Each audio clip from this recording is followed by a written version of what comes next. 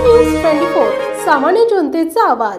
दिनांक 2 सप्टेंबर रोजी मौजे बोध तालुका सेलू येथे अतिवृष्टीमुळे ओढ्या नाल्याला पूर आल्यामुळे बोध येथील भूमिहीन शेळीपाळनवर उदरनिर्वाह करणारे गरजू दशरथ रामभाऊ जोगदंड यांचे 40 शेळ्या बोकड हे पुरामध्ये वाहून गेल्यामुळे दशरथ रामभाऊ जोगदंड यांचे कुटुंब उघड्यावर पडल्यामुळे सुरेश भैया नागरे यांनी त्यांची भेट घेऊन मदतीचं आश्वासन दिले।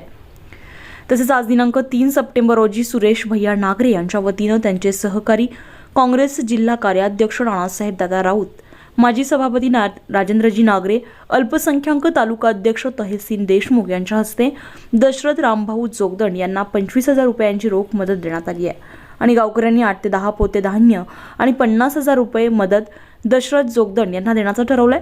यावेळी बाळू दशरथ जोगदंड, चिंतामण दौंड, रामप्रसाद बादाड, बालाजी जाधव, सचिन राठोड, बापूराव आघाव, विष्णू दौंड, उद्धव दौंड यांच्यासह वाईबोध येथील गावकरी मोठ्या संख्येने उपस्थित होते। एवढा मोठा पोळ्याचा सण असून सर आमच्या गावामध्ये असं की माणूस जसं वारते आणि जसं सुतक पडते सगळ्या लोकांना हळहळ होती, तशी सगळ्या लोकांना हळहळ आहे। आमच्या गावामध्ये 5-50 जनावर मिले, 100-125 शेळी मिली आणि सगळं गावातलं सगळ्या गावामध्ये कमरेत केलं पाणी सर। रात्री आम्ही 1 वाजता मतारे कोतारे सर खांद्यावर घेऊ आम्ही वर काढले, तंड्यावर नेले, जिथं जिथं जाते तसं ओढून नेले, गाडीने गेली। आम्हाला सगळ्यात मोठा फुलाचा एवढा मोठा प्रश्न साहेब करायलाच लागला।